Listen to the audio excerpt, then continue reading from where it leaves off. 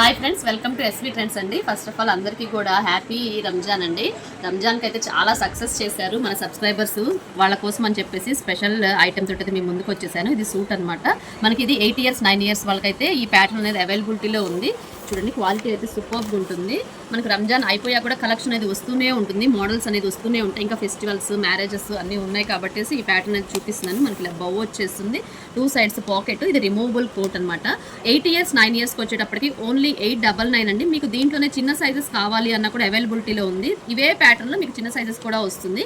బ్రదర్స్కి ఎవరికైనా కావాలన్నా కూడా తీసుకోవచ్చు. ఓన్లీ 799 అండి.